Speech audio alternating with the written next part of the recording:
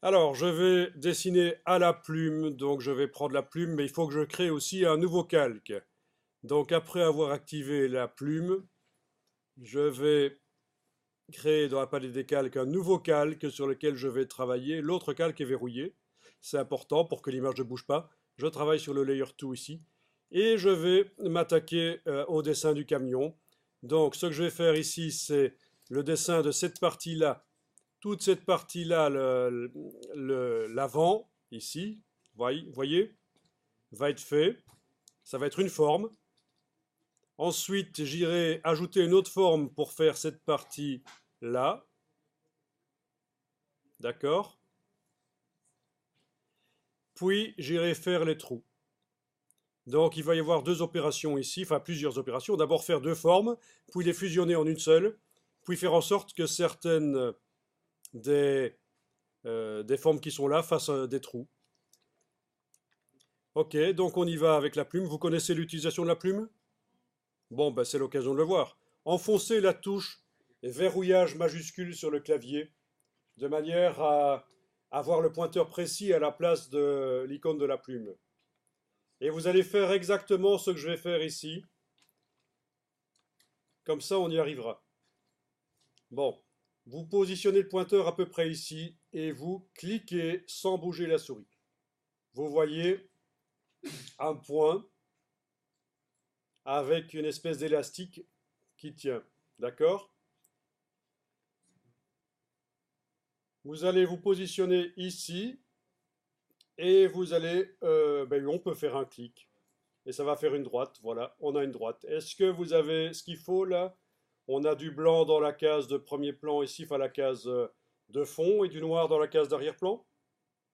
Le blanc va nous poser un problème à un certain moment, il faudra l'enlever. Par contre, le noir peut rester. Bon, si à n'importe quel moment vous changez d'outil, par exemple vous prenez la flèche et vous revenez avec la plume, il va falloir indiquer qu'on continue le tracé, parce que si vous continuez à cliquer, ça ne continue pas le précédent, vous voyez.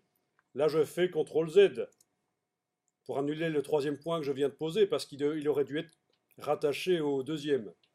Donc, essayez ça, changez d'outil, revenez avec la plume, testez, vous mettez un troisième point, vous voyez qu'il n'est pas rattaché au deuxième, c'est pas bon, vous faites CTRL Z.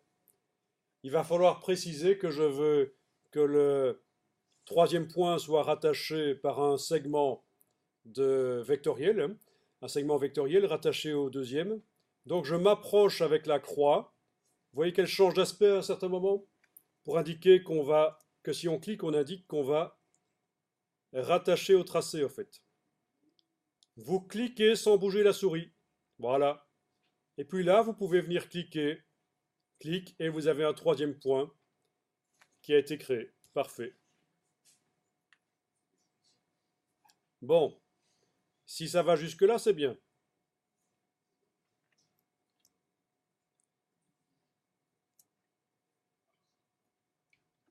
Mais mettez le quatrième point ici.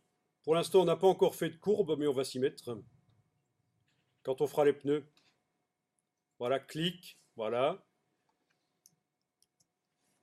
Encore un cinquième ici, clic. Un sixième, là, il va falloir que j'imagine ce qu'il y a derrière. Ben oui, on va dire ça va s'arrêter là, certainement. Clic, voilà. Alors, s'il s'agit de faire une petite illustration, le fait que je fasse des droites n'est pas très grave ici. Mais il faut quand même faire des courbes, et c'est ce qu'on va voir avec les pneus, on va faire des courbes.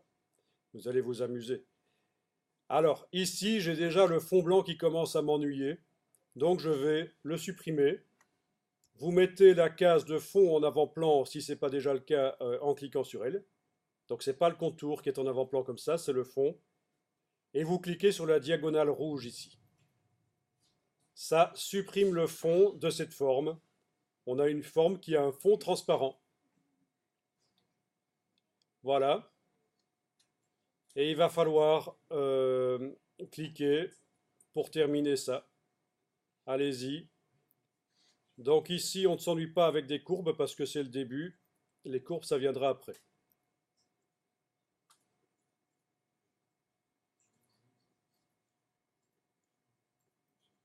Alors, quand vous arrivez à la fin, vous avez un donut qui apparaît. Vous cliquez, ça a fermé la forme et vous êtes prêt à faire une autre forme. Alors il faut enregistrer régulièrement le travail parce que sinon si vous foirez, vous n'allez pas arriver à récupérer vos bons tracés facilement. C'est toujours bien de sauvegarder.